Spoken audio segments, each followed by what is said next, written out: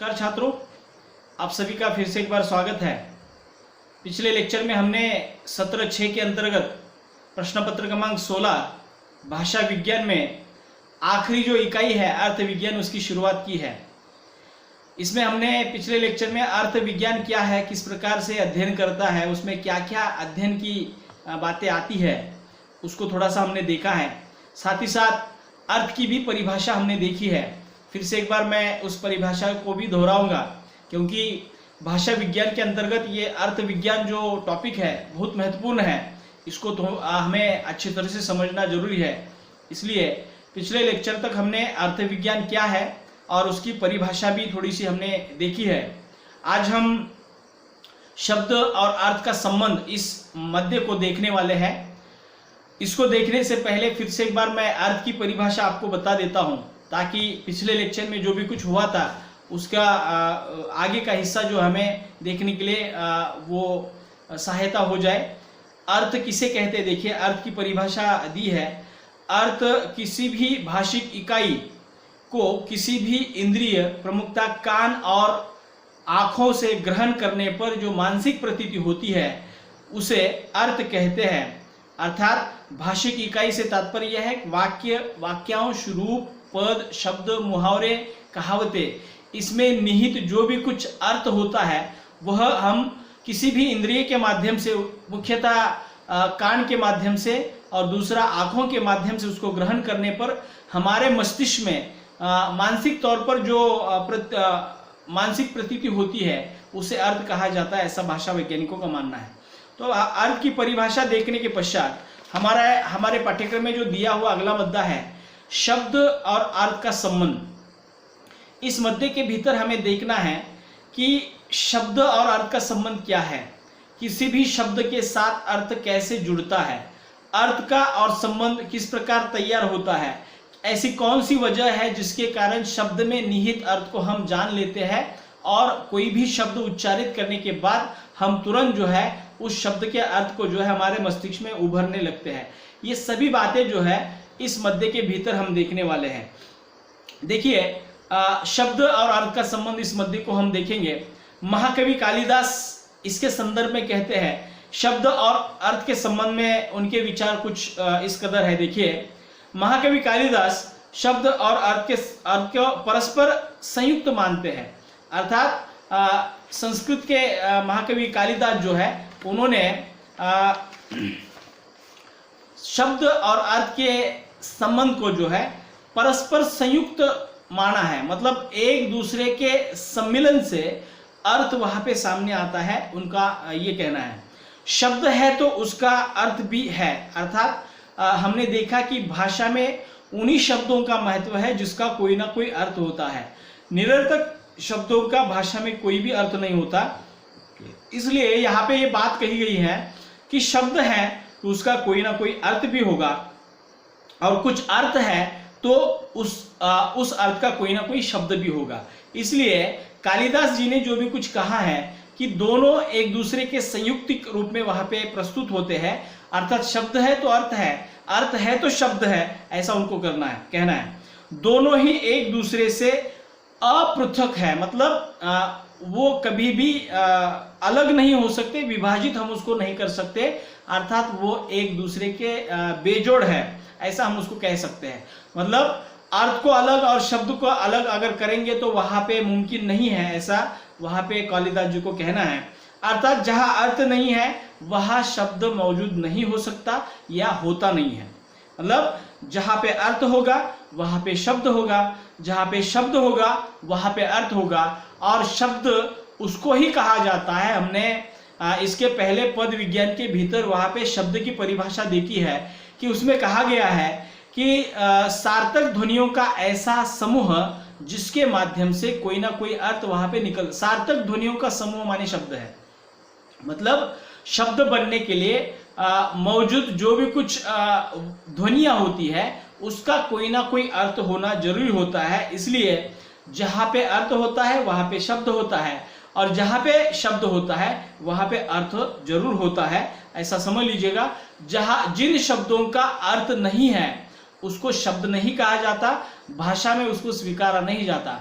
उदाहरणार्थ र स त, र स त, ये अगर शब्दों का, अक्षरों का समूह है लेकिन वो शब्द नहीं है, उसके पीछे की वजह यह है कि र स त का कोई भी अर्थ वहां पे नहीं है। इसलिए कोई भी शब्द जब आता है भाषा में तो उसका निश्चित कोई ना कोई अर्थ होता है, ऐसा कालिदास जी को कहना है। इसी आधार पर कहते हैं कि अर्थपूर्ण अक्षर समूह को शब्द कहते हैं। मतलब शब्द की परिभाषा जो दी गई है भाषा विज्ञान में, उसमें कहा गया है कि अर्थपूर्ण अक्षर समूह को शब्द कहते हैं और किसी शब्द का उच्चारण करने से जो मानसिक प्रतीति होती है वही उसका अर्थ होता है। मतलब शब्द किसे कहते हैं कि अर्थपूर्ण अक्षरों का समूह, उसको शब्द कहते हैं और किसी भी शब्द का उच्चारण करने से जो मानसिक प्रतीति होती है, हमारे मानस पटल पर जो भी बिंब उभरता है, जो भी मतलब प्रतिमा उभरती है, वो उस शब्द का अर्थ होता है, ऐसा कालिदास जी को कहना है। साथ ही साथ भाषा वैज्ञानिकों ने भी लगभग यही बात कही है।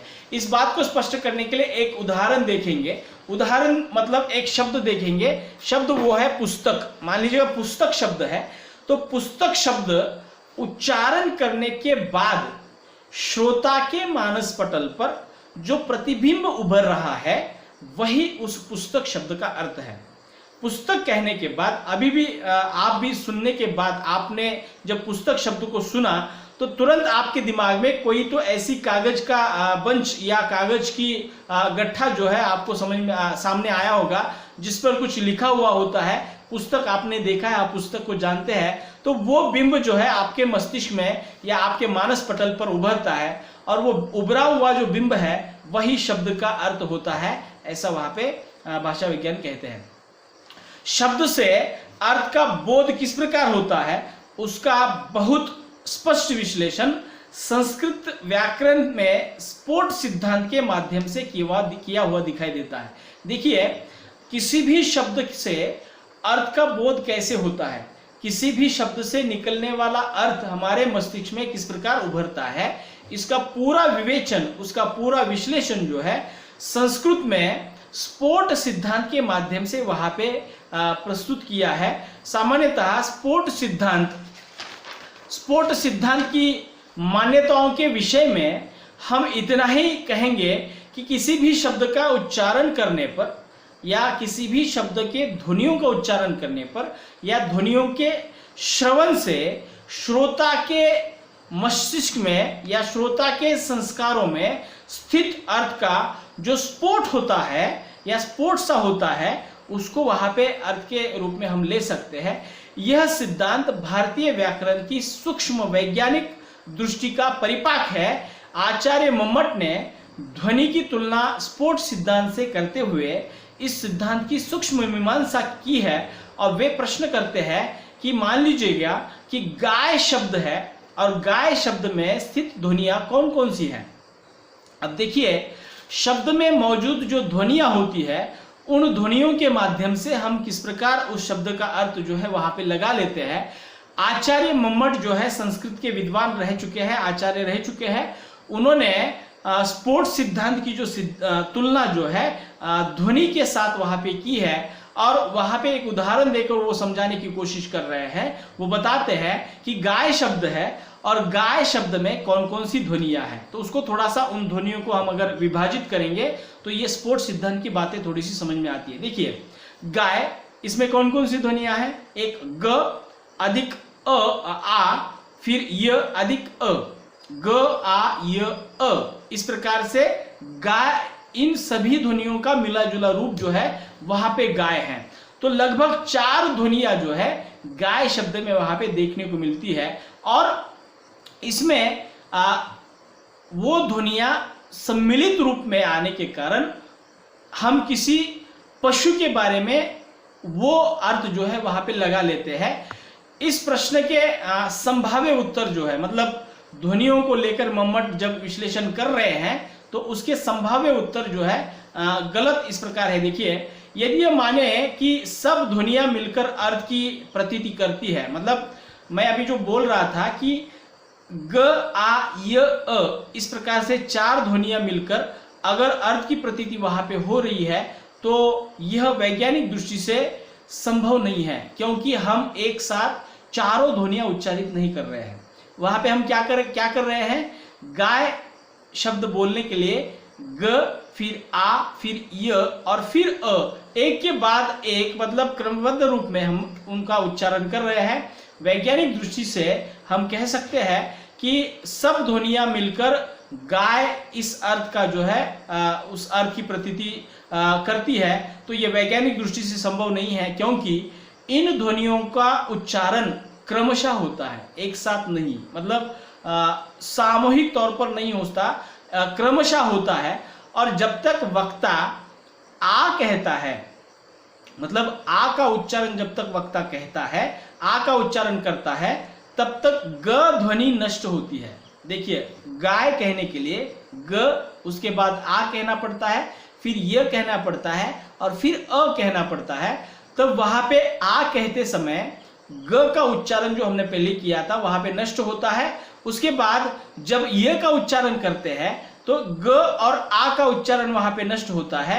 तो इस तरह से यदि हम माने कि गाय कहने का मतलब गाय इस ध्वनियों से हम गाय इस पशु के बारे में सोचते हैं, तो संभाव्य उत्तर जो बताने की कोशिश की जा रही है वो वहां पे किस प्रकार से गलत है, क्योंकि ध्वनियों का उच्चारण हम क्रमशः करते हैं।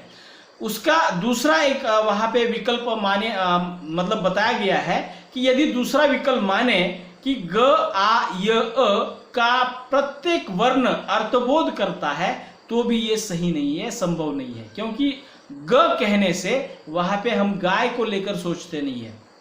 और तो फिर एक प्रश्न उभरता है कि ग ध्वनि से अगर गाय अर्थ की प्रतीति होती है तो शेष ध्वनियां क्यों बोली जा रही है या क्यों लिखी जा रही है। तो ग से सिर्फ वहां पे गाय का उच्चारण नहीं होता है या गाय का अर्थ नहीं सामने आता है। तो अगर